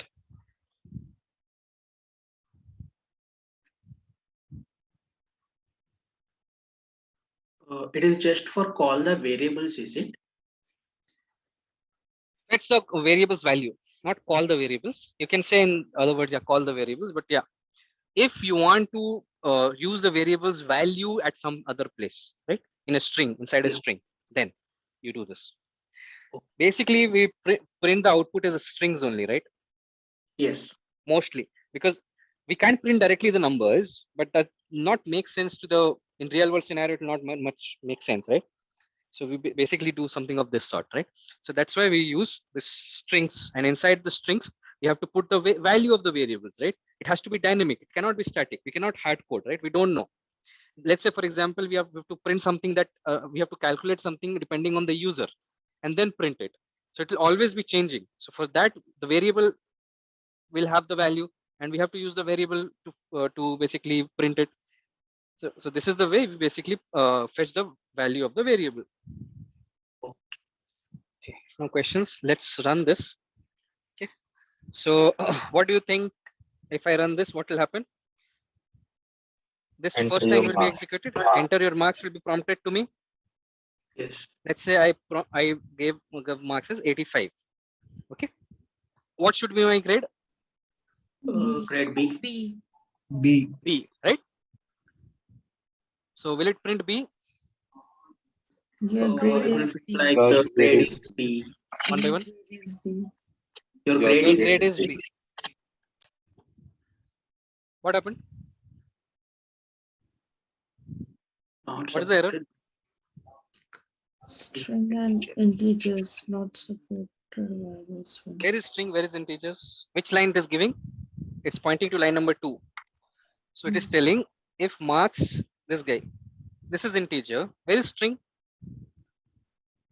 The input is a string because we haven't typecasted it to an int. By default, any input is converted into a string in Python.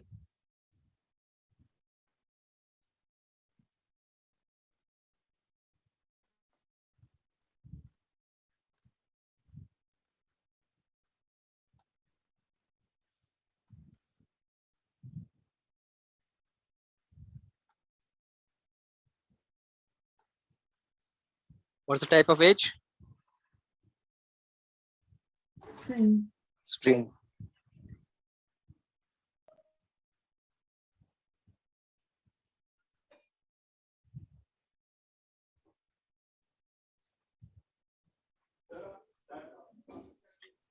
What are we assuming here? Float? Yes. What's the data type? String. Integer. Sorry.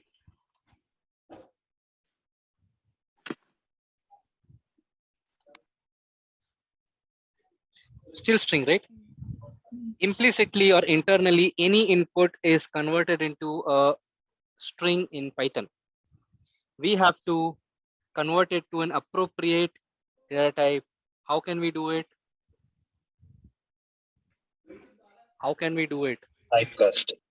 Typecasting. Can I wrap it with integer here like this? Can I do this? Yes. Okay. So if I do this, I run here, I give 85. I get your grade is B. Clear? Yes. It comes here, the marks is 85. It checks this condition. This condition is 85 greater than equal to 90 is basically false. So it goes to the next statement, next condition. Is marks greater than equal to 80? Marks is 85. So it checks is 85 greater than equal to 80 and 85 less than 90. Okay. So we have to check the precedence here. Okay. Which operator will happen, will be executed? This, which one? Go to operators.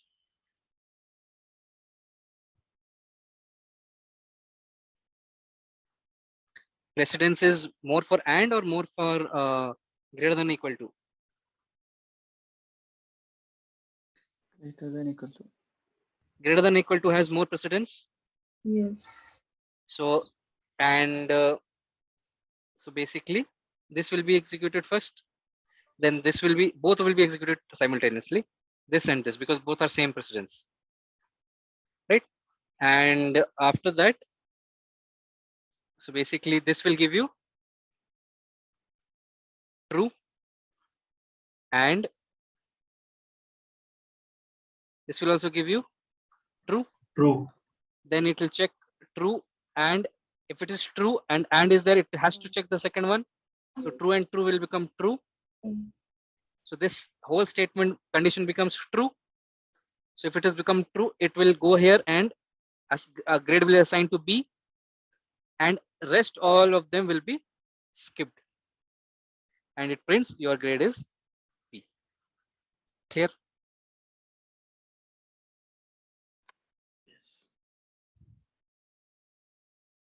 We'll stop here.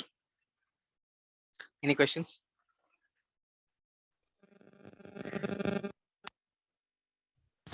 Hello Yes. या sir जब आप वो program type कर रहे थे तो मुझे भी वो सेम एरर आई थी, इंटीजर को मैंने कन्वर्ट नहीं किया था. Okay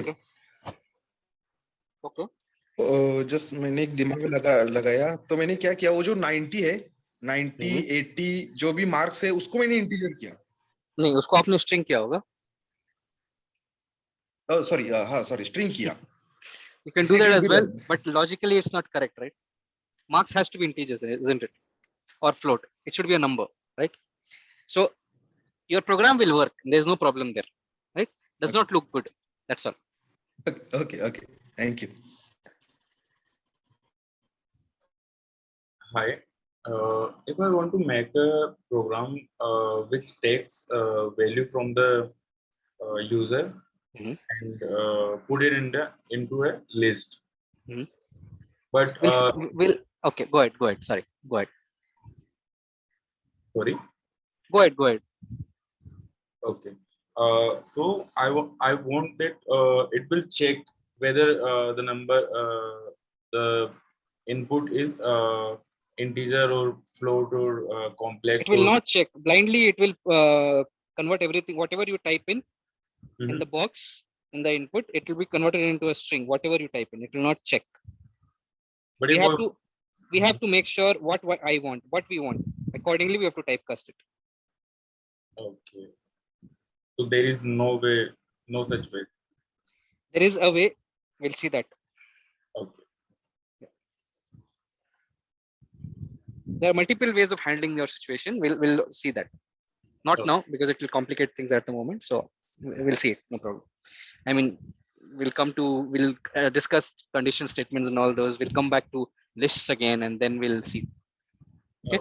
Okay. Any more questions, anyone?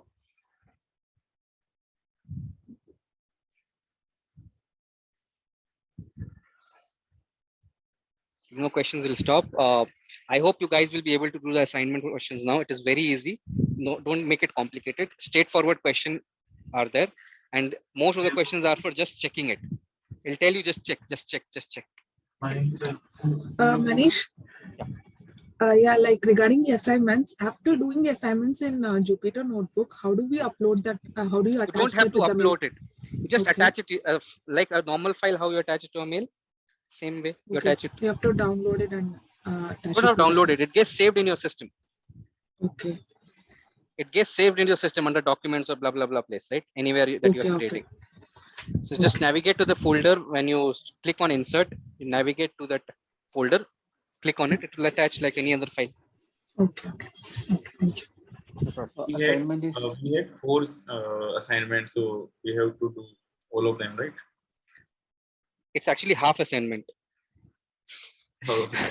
It's very easy. What I meant is, it's very easy. So yes, all of them you have to finish by Tuesday, next Tuesday. So assignment is given in LMS portal. No. Sir, Assignment I have uploaded it here. One second, this is where I have put the assignment. Okay. So do we make one file or 4 files or all 4? It's on you. Okay. As you are convenient. Yeah, go ahead, Siddhika. What was that? Sir, how to upload the assignment? You don't have to upload the assignment, Siddhika.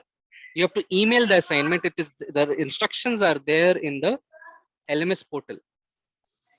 Okay. You go to LMS, left hand side you have assignments. Where you see the recordings, if you scroll up in the top, I think it's below important information.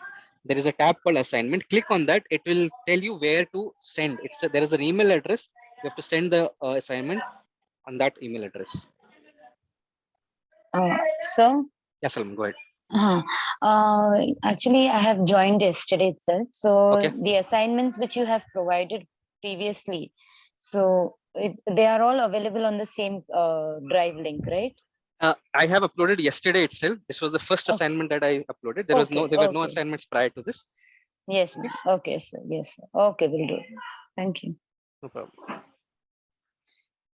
People who have joined yesterday or day for whoever has missed the class, first thing first, go through the recordings. You'll get answers to almost all the questions.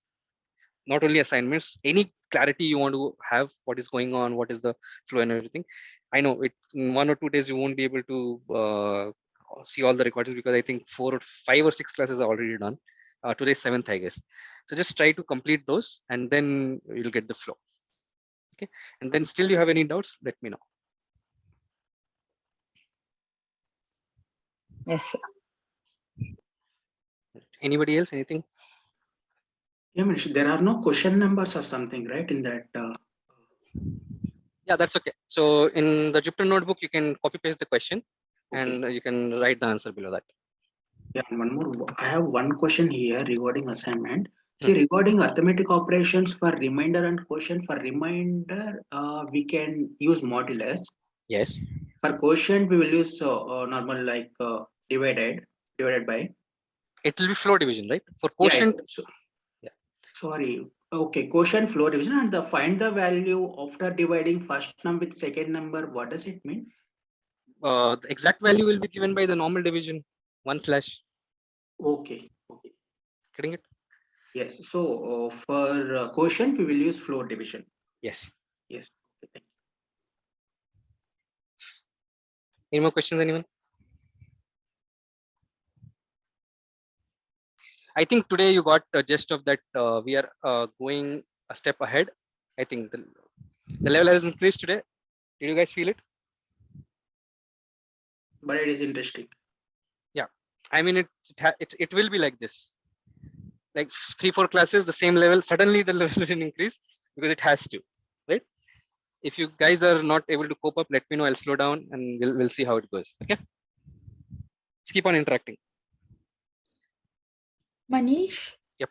Hi, this is Pooja this side. Yeah, Pooja. What I'm asking कि Python का कोई ऐसा book है online so that जिसमें आपको मतलब questions for practice के लिए हमको questions मिल पाए? बहुत books हैं. There are a lot of books for practice purpose. If you see, just wait. Means any book wait. you can refer, right? I'll tell you something. Just wait. When the assignments will start, you'll not have time for anything else. Now I have solved some of the questions I got. No. Not yes. Yes, this assignment is not even assignment. Okay. What I uploaded yesterday is not even I'll not consider that as an assignment. Okay. But for just me, wait for next week. But for me it's good because practice हो रही है हमारी तो हमको वो चीज दिमाग में रह रही है. Obviously. So I'll suggest you guys one thing. Just go through whatever we have done in the class. Just do that. Practice that once. Okay. Okay. And do the assignments. Right. Okay. And when you're done with that, let me know. I'll tell you what to do. Okay. Right. Thank you. Yeah, because I know you'll not get time. Okay. Still, if you want any suggestions where to practice, I'll give you websites, I'll give you books, I'll give you all the links, what you want. Okay. No there are Learnbay contents as well given. Have you guys seen the Learnbay contents? No, not yet. In the same drive, that drive link you have provided, right?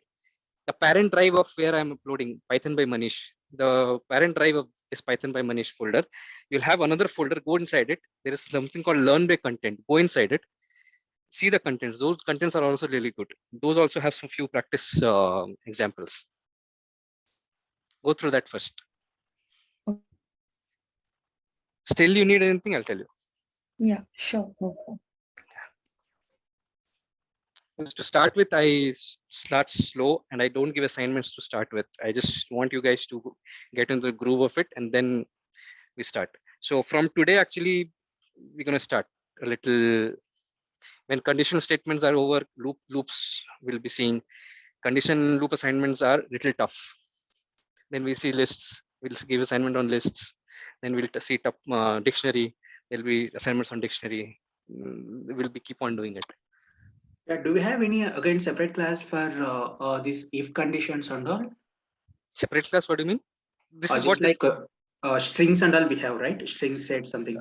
No. So why data types we have taken as segregated? Because for understanding the if and base data types are basic fundamental stuff, right? Without it, you don't understand anything, isn't it? Yes. So you have to know at first ABCD, right? Then we'll learn the grammar, the few other things, and then we'll go back to forming paragraphs, right? Yeah. That's how. So if else will be covered here only. There will be no separate segregation. Only with data types, because data types we have to learn, understand on a basic level first. We can't jump directly on the advanced, right? And for understanding for loops and all those things, we need the basic understanding of data types. If for understanding the operators, if you don't know operators, how will you understand? If you don't know data types, how will you understand operators? Right? So a basic understanding of data types is necessary. That's why we started with that, and we left the in-depth discussion later on, so that we understand the other syntax and other steps like if, condition, else, operators, for loop, while loop, and then we go back in depth of each of the data types. Right? So there will be no separate segregation for condition, if, else, and all. We'll have it all here. Any more questions, anyone? If no, let's meet tomorrow at 8.